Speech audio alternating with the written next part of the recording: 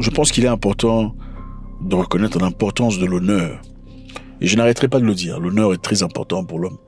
Un homme sans honneur est pire qu'un chien. Un homme sans honneur et dignité ne vaut pas mieux qu'un chien.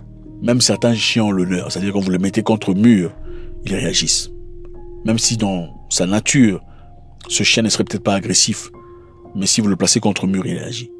Et c'est vraiment étonnant de voir que certains Africains sont aussi mous que des chaussettes. C'est dégoûtant. L'Afrique du Sud est le seul pays africain qui eut le courage d'ouvrir sa bouche à l'égard de ce pays aussi puissant, soutenu par les États-Unis de l'Amérique. Beaucoup de pays africains se sont abstenus par peur. Okay, pas essentiellement parce qu'ils pensent le contraire de l'Afrique du Sud, mais par peur de représailles. Okay? Il y a même certains pays qui sont agressés eux-mêmes, mais qui ont osé soutenir Israël dans leur rythme. Okay? C'est vrai, chacun peut soutenir ce qu'il veut, mais quand vous êtes agressé, vous ne pensez pas qu'il faut quand même assez de... Enfin, bref. Seule la Namibie, avec l'ex-président, le défunt, eut le courage de dire « Nous soutenons l'Afrique du Sud dans son combat ». L'Afrique du Sud et plusieurs autres pays ont fait un bloc pour empêcher à ce que Israël continue à faire ce qu'il fait à Gaza. Un bloc de 12 pays réunis en Colombie a convenu mercredi d'adopter des mesures pour faire pression sur Israël, afin de mettre fin à ses actions militaires dans les territoires palestiniens, notamment en empêchant la fourniture de transfert d'armes et de carburant. Donc ces pays se sont mis ensemble pour empêcher le transfert d'armes, de carburant et tout le bazar.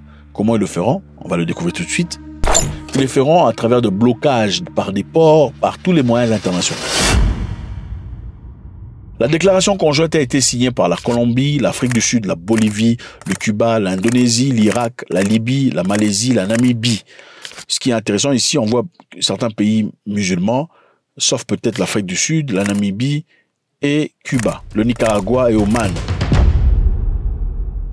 Ils veulent s'assurer que leurs industries ne contribuent pas à faciliter le génocide, les crimes de guerre et les crimes contre l'humanité et autres violations de droit international. Vous savez, généralement, quand on voit un cargo à un autre pays, dans certaines conditions, ce cargo est obligé de s'arrêter quelque part.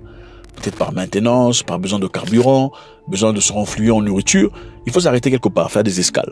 Alors ils ont refusé chaque escale qui représenterait peut-être un danger pour les Gazaouis, où les habitants de Gaza sera interceptés et déclassés ou rejetés carrément. Dans cette même logique, les signataires s'assureront et chercheront également à empêcher le transit, l'amarrage et l'entretien de navires dans leur juridiction s'ils estiment qu'il existe un risque à ce que ces navires soient utilisés pour transporter des armes, du carburant ou du matériel militaire à destination d'Israël. Bon, je pense qu'il est important de revenir en arrière ici. Quand ça se passait à Gaza, les Sud-Africains ont emmené en justice l'État israélien, disant qu'il commettait ce que vous connaissez. Et contrairement à ce que les gens pensaient, ils ont eu faveur du système judiciaire à la Cour internationale de justice. La requête place les actes et omissions génocidaires d'Israël dans le contexte plus large des 25 ans d'apartheid, des 56 ans d'occupation. Cette même cour qui a été créée dans l'objectif de juger tous ceux qui feraient du mal à d'autres populations pour des raisons similaires. Je répète, cette cour a été créée dans l'objectif que ce qui s'était passé aux Juifs dans le passé en Allemagne ne se reproduise plus jamais pour quelconque raison. C'est la raison pour laquelle on a fait ça. On a créé cette cour dans l'objectif que si un tyran, un président prenait tout son pouvoir, commençait à massacrer, à maltraiter, à affamer des gens, il subirait des conséquences ultimes par rapport à cela. C'était l'objectif. L'objectif était clair. L'objectif, c'était de décourager à ce que ces genres d'histoire se répètent. L'Afrique du Sud a emmené en justice Israël. Benjamin Netanyahu a été condamné pour crime de guerre. Et il y a un mandat d'arrêt international sur sa tête. Mais à l'arrivée de Donald Trump, qui est fervent supporter d'Israël, il a présenté des explications selon lesquelles l'Afrique du Sud est un pays raciste. Les Blancs Sud-Africains subissaient un génocide effroyable en Afrique du Sud. Chose qui est absolument pas correcte. Parce que s'il y avait génocide en Afrique du Sud, certainement, vous verrez les images. C'est aussi clair que ça. Quand il y a eu génocide au Rwanda, on a vu les images très vite.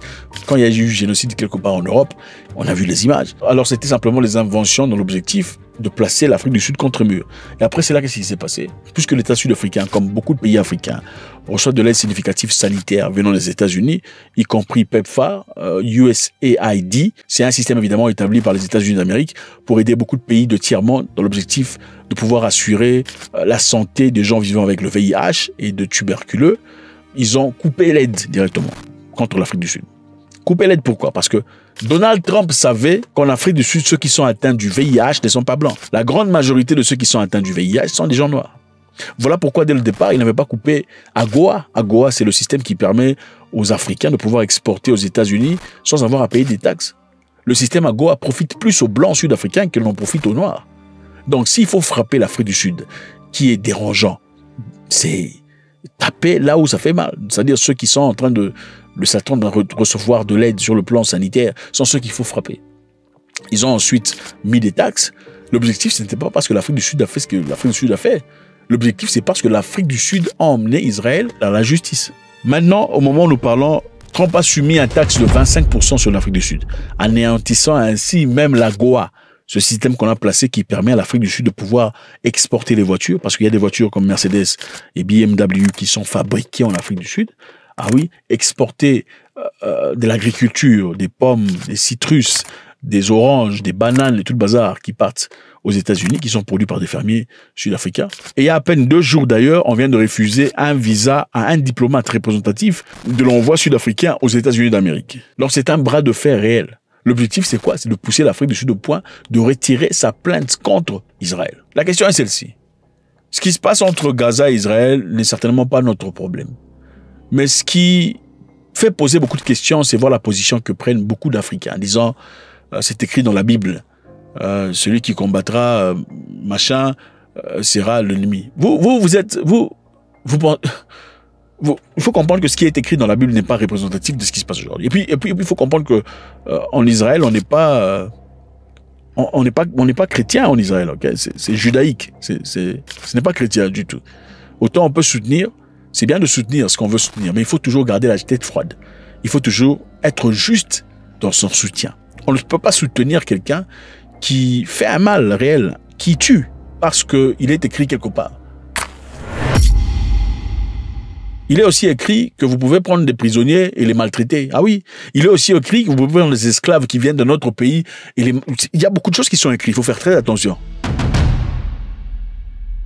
Encore une fois, on parlait d'honneur et de considération.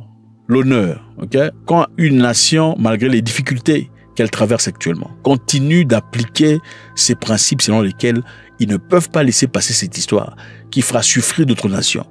C'est ça le sens de l'honneur que nombreux Africains doivent apprendre. Okay? Les Sud-Africains se sont libérés eux-mêmes. Ils n'ont pas eu besoin de... C'est vrai qu'il y a des gens qui se sont levés partout dans le monde, mais ils sont sortis dans les rues. Ils ont été fusillés pour recevoir leur liberté. Ils ont accepté d'être fusillés, chose que nombreux Africains n'ont pas. Il y a de nombreux Africains vivent dans des conditions absolument difficiles parce qu'ils n'ont pas de courage. Ce sont des pleurnichards. Ils parlent beaucoup. Mais si on leur dit sortez dans les rues, c'est vrai, sur 10 000 personnes, on en tuera peut-être 100. Mais le reste continuera dans la liberté. Ils ne peuvent pas faire ça. C'est parce qu'ils n'ont pas le sens d'honneur. Il y a des raisons pour lesquelles dans la vie, on donne sa vie. Il y a des raisons pour lesquelles dans la vie, on accepte la misère. Ah oui. Mais il y a de nombreux... Voilà ce qu'on dit. Si une personne n'a pas de raison pour laquelle il donnerait sa vie, il ne mérite même pas de vivre. Faites-moi savoir ce que vous en pensez. C'est toujours avec beaucoup de plaisir. God bless.